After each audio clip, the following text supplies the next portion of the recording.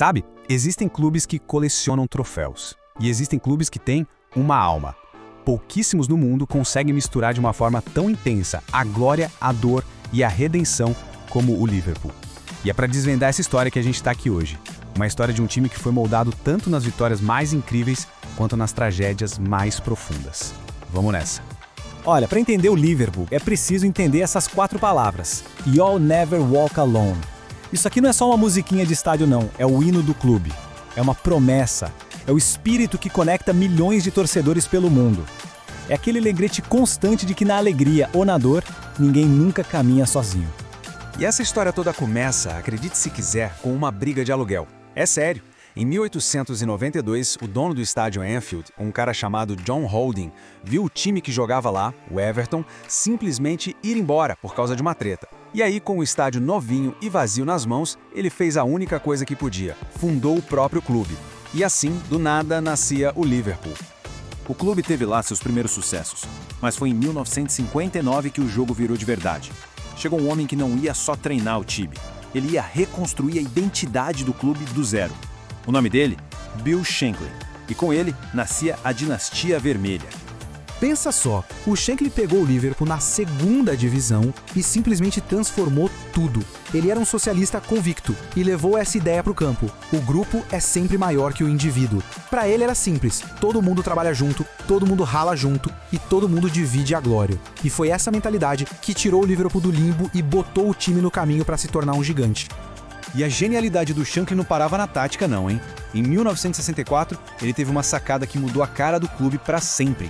Mandou embora o calção branco e vestiu o time inteiro de vermelho. A lógica era puramente psicológica. Ele dizia que o vermelho impõe respeito, é intimidador. Ele queria que seus jogadores parecessem gigantes em campo. E assim, nascia um dos uniformes mais icônicos do mundo. E claro, essa mentalidade toda se refletiu em campo. O resultado foi um domínio absurdo. O Liverpool virou uma máquina de vencer na Inglaterra, levantando o caneco do campeonato inglês nada menos que 20 vezes ao longo da sua história. Um recorde que durou décadas. Mas não bastava dominar a Inglaterra, a ambição era maior. O clube levou essa força toda para a Europa e se tornou, simplesmente, o time inglês com mais títulos de Champions League. Foram 6 conquistas, 6 vezes no topo do continente. E a base que o Shankly criou era tão sólida, mas tão sólida, que quando ele se aposentou, a máquina não parou de girar.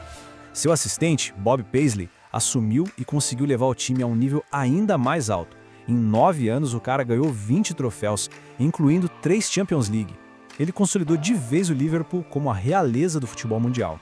Mas no auge da glória, a história do Liverpool daria uma virada trágica. A mesma década de 80, que trouxe tanto sucesso, também trouxe uma dor que marcaria o clube, a cidade e o esporte para sempre. São 2 datas, 2 nomes que até hoje são ditos com um peso enorme em Anfield: Hazel e Hillsborough. Isso não é só parte do passado, são cicatrizes que estão abertas na alma do clube e da sua torcida. Em 1985, na final da Champions em Bruxelas, uma confusão generalizada entre torcedores acabou com o desabamento de um muro no estádio de Hazel. 39 pessoas morreram, a maioria torcedores da Juventus. A consequência foi devastadora.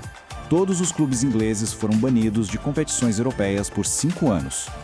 E só 4 anos depois, a tragédia bateu na porta de novo, de um jeito ainda mais cruel.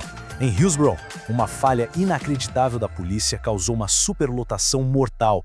97 torcedores do Liverpool morreram esmagados contra as grades. E o pior, por anos culparam as próprias vítimas. Foram décadas de uma luta incansável por justiça até que finalmente ficou provado a culpa era das autoridades. 97. Isso aqui não é só um número, né? São 97 vidas que foram perdidas. Esse número está gravado no escudo do clube, está na memória de cada torcedor, é um lembrete eterno para que essas pessoas jamais sejam esquecidas. E aí fica a pergunta: como um clube se recupera de tanta dor? Como é que se encontra a luz depois de tanta escuridão? Bom, a resposta do Liverpool veio no campo com uma das maiores histórias de superação que o esporte já viu. Vamos para 2005, final da Champions League em Istambul. O cenário era de desastre. Intervalo de jogo, o Liverpool perdendo de 3-0 por timaço do Milan. Acabou, né? Não. No segundo tempo, em 6 minutos de pura loucura e coração, liderados pelo capitão Steven Gerrard, o time empata o jogo. E nos pênaltis, o impossível acontece. O milagre de Istambul não foi só um título, foi a prova viva da resiliência desse clube. Depois de Istambul, o clube ainda oscilava, buscando aquela consistência do passado. Essa busca acabou em 2015, com a chegada de um alemão carismático chamado Jürgen Klopp. Ele não só trouxe um futebol eletrizante, como pareceu entender desde o primeiro dia a alma do Liverpool, reacendendo a paixão de um jeito que há muito não se via.